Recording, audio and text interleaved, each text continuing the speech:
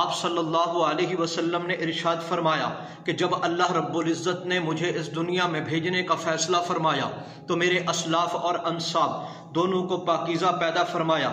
اسلاف سلف سے ہے، جس کا معنی یہ ہے کہ جن جن کی پشتوں میں اللہ رب العزت نے مجھے رکھنا چاہا ان تمام رشتوں کو اللہ نے پاکیزہ پیدا فرمایا، یعنی حضرت عبداللہ سے لے کر حضرت آدم علیہ السلام تک، اور جن جن کی ارحام میں اللہ رب العزت نے مجھے رکھنا چاہا یعنی حضرت آمنہ سے لے کر حضرت حوا علیہ السلام تک، تمام رشتوں کو اللہ نے پاکیزہ پیدا فرمایا۔ کسی رشتے کے اندر غلط کاری کا شبہ پیدا نہیں ہو سکتا۔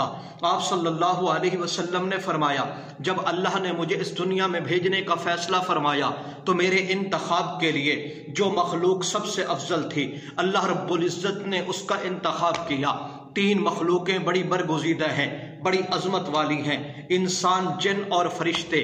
ان تینوں مخلوقات میں سے جس مخلوق کو اللہ رب العزت نے سرداری عطا فرمائی ہے وہ انسان ہے۔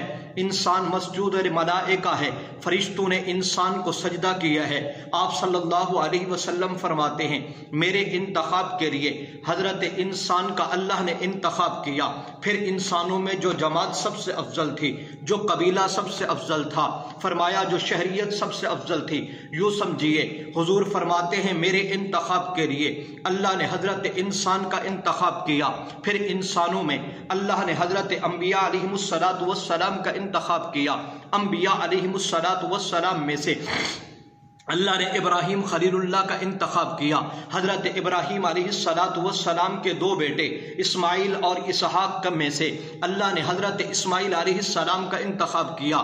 حضرت اسماعیل علیہ السلام کے قبائل میں سے بنو کنانہ کا انتخاب کیا، بنو کنانہ کے خاندان میں سے بنو قریش کا انتخاب کیا، بنو قریش میں سے جناب ہاشم کا انتخاب کیا، ہاشمیوں میں سے جناب عبد المطلب کا انتخاب کیا، جناب عبد المطلب کے 10 بیٹوں میں سے جناب عبداللہ کا انتخاب کیا۔ جناب عبداللہ کے گھر میں اللہ نے محمد الرسول اللہ صلی اللہ علیہ وسلم کا انتخاب کیا۔ آپ صلی اللہ علیہ وسلم فرماتے ہیں جب اللہ نے مجھے اس دنیا میں بھیجنے کا فیصلہ فرمایا تو میرے انتخاب کے لیے عظیم عظمت والے خطے کا انتخاب کیا۔ ویسے تو ساری زمینیں عظمت والی ہیں، لیکن سب سے عظمت والی جو زمین ہے وہ سب سے اوپر والی زمین ہے، جہاں بیت اللہ بھی ہے، بیت المقدس بھی ہے، جہاں انبیاء علیہ السلام کی پیدائشیں ہوئی ہیں۔ یہ زمین عظمت والی ہے۔ پھر اس زمین پر 2 طرح کے لوگ رہتے ہیں، عربی بھی ہیں، اجمی بھی ہیں۔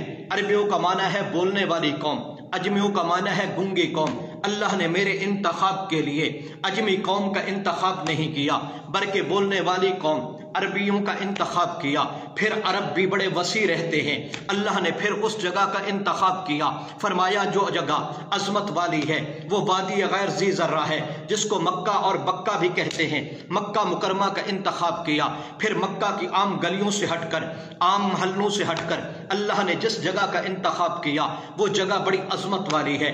بیت اللہ کے قریب شیب ابی طالب کی گھاٹی کی طرف راستہ جاتا ہے، وہاں آپ صلی اللہ علیہ وسلم کی پیدائش ہوئی، جہاں آج بھی لکھا ہوا ہے مکان کے باہر ھذا مولود النبی صلی اللہ علیہ وسلم۔ یہ آپ صلی اللہ علیہ وسلم کی پیدائش کی جگہ ہے، یہ آپ صلی اللہ علیہ وسلم کی ولادت کی جگہ ہے۔ تو سب سے عظمت والی جگہ پہ آپ صلی اللہ علیہ وسلم کی ولادت ہوئی۔ اسی لیے علماء نے لکھا آپ صلی اللہ علیہ وسلم کی عظمت بیان کرنا چاہتے ہو، آپ صلی اللہ علیہ وسلم کی سیرت بیان کرنا چاہتے ہو، آپ صلی اللہ علیہ وسلم کی ختم نبوت کا تذکرہ کرنا چاہتے ہو، تو سب سے حسین جگہ جو ہے وہ مساجد ہیں۔ احب البلاد الی اللہ مساجدھا، اللہ کو سب سے محبوب ترین جو جگہ ہیں اللہ کے نزدیک، فرمایا کہ وہ مساجد ہیں۔ وَأَبْغَضُ الْبِلَادِ إِلَى اللَّهِ أَسْوَاقُهَا، سب سے مبغوض ترین جو جگہ ہیں، فرمایا بازار ہیں۔ میرے محبوب کا تذکرہ بازاروں میں نہ کرو، میرے محبوب کا تذکرہ گلیوں میں نہ کرو۔ گلیاں اور بازاریں یہ عفونت اور گندگی کی جگہ ہیں، فرمایا کہ مساجد میں تذکرہ کیا کرو۔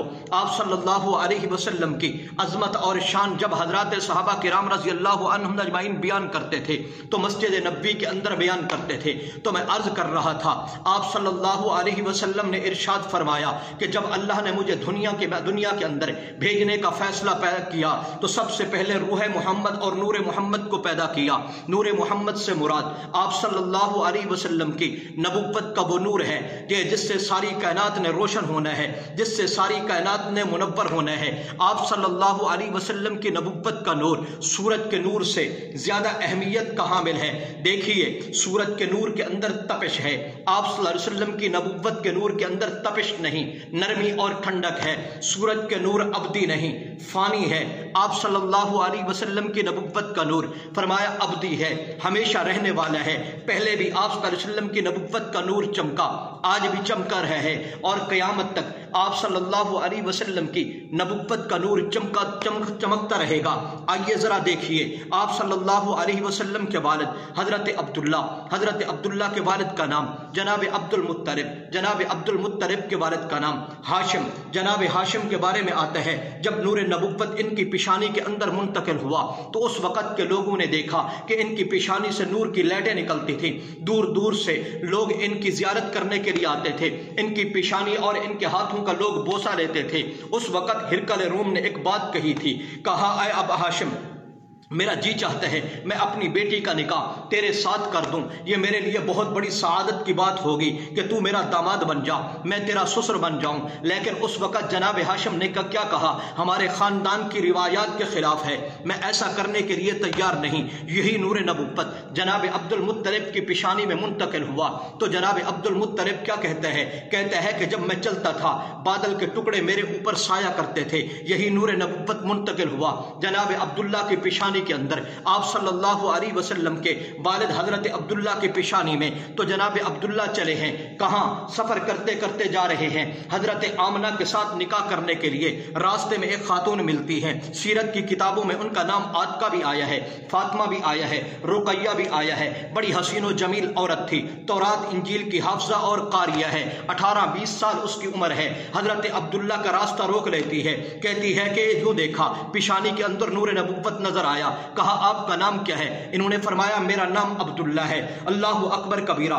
وہ خاتون کہتی ہے کہ میں چاہتی ہوں تو میرے ساتھ نکاح کر لے اور میں ہدیہ تحفے کے طور پر تجھے 100 اونٹ بھی دے دوں گی۔ عام طور پر کیا ہوتا ہے جب ایک مرد کسی خاتون کے ساتھ نکاح کرتا ہے تو نکاح کرتے وقت اس وقت اس کو کیا ہے حق مہر دینا پڑتا ہے، لیکن یہاں خاتون کہتی ہے حق مہر نہیں، میں ہدیہ تحفے کے طور پر تجھے 100 اونٹ دے دوں گی۔ جناب عبداللہ نے یوں سر جھکا لیا، فرمایا میں خاندان کی روایات کے خلاف ہے، ایسا نہیں کرنا چاہتا، یہ ہمارے خاندان کی روایات کے خلاف ہے۔ اللہ اکبر کبیرہ۔ خاتون خاموش ہو گئی، جناب عبداللہ چلے گئے۔ کچھ عرصے کے بعد آمنہ کے ساتھ نکاح ہوا۔ حضرت آمنہ سے نکاح کرنے کے بعد اسی راستے سے جب واپس آ رہے ہیں تو وہ خاتون پھر راستے میں کھڑی ہوئی ہے۔ پوچھا عبداللہ، یوں پیشانی کے اندر دیکھا، نور نبوت نظر نہ آیا۔ کہا ذرا یہ تو بتا کہاں سے ہو کے آئے ہو؟ انہوں نے پورا واقعہ سنایا، میری شادی ہو گئی۔ حضرت آمنہ کا بتایا ان کے ساتھ تو اس خاتون نے کہا جس وقت تو جا رہا تھا تیری پیشانی کے اندر مجھے نور نبوت نظر آیا، اور میری تورات انجیل زبور کے اندر یہ باتیں لکھی ہوئی ہیں، آخر الزمان نبی کے والد کا نام عبداللہ ہوگا۔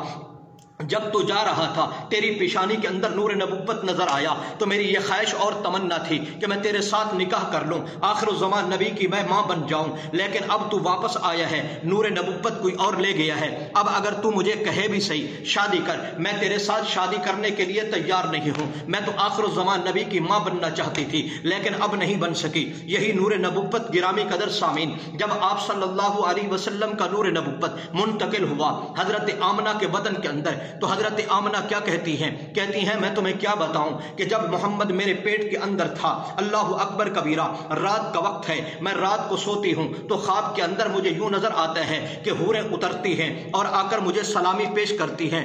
رات کو خواب دیکھا، حضرت ہاجرہ سے ملاقات ہو گئی، حضرت آسیہ سے ملاقات ہوئی، حضرت حوا سے ملاقات ہوئی، اور اسی طریقے سے حضرت مریم سے ملاقات ہوئی۔ حضرت آمنہ کہتی ہے جس وقت محمد میرے پیٹ کے اندر تھا میں تمہیں کیا بتاؤں، اللہ نے نے اتنی عظمتیں عطا فرمائی تھیں. کہتی ہے کہ میں بکریاں چرانے کے لیے جاتی ہوں. بکریاں چرتی کیا ہے؟ میرے چہرے کی طرف تکتی ہیں, ارد گرد بیٹھ جاتی ہیں. شام کا وقت ہوتا ہے, میں بکریوں کو لے کر جاتی ہوں تو بکریوں کا پیٹ بھرا ہوا ہے. میری سہیلیاں مجھ سے پوچھتی تھیں, آمنہ ذرا وہ چراگاہ تو بتا جس چراگاہ کے اندر تو اپنی بکریاں چراتی تھیں. تو اللہ اکبر کبیرہ, حضرت آمنہ کیا کہتی ہیں, میں تمہیں کیا بتاؤں, میں اگر تمہیں حقیقت بتا دوں تو تم حیران ہو جاؤ. حضرت آمنہ کہتی ہیں, میں جن کانٹوں پہ چلتی تھی کانٹے پھول بن جایا کرتے تھے. میں پتھروں پہ چلتی تھی, پتھر موم ہو جایا کرتے تھے. پانی بھرنے کے لیے میں جس وقت کنویں پہ جاتی تھی, چشمے پہ جاتی تھی, وہ منڈیر پر پانی آ جاتا تھا, میں بھر کے واپس آ جاتی تھی. حتیٰ کہ کہتی ہیں کہ میرے پسینے سے مشک و عنبر کی خوشبو آتی تھی اور میری تھوک سے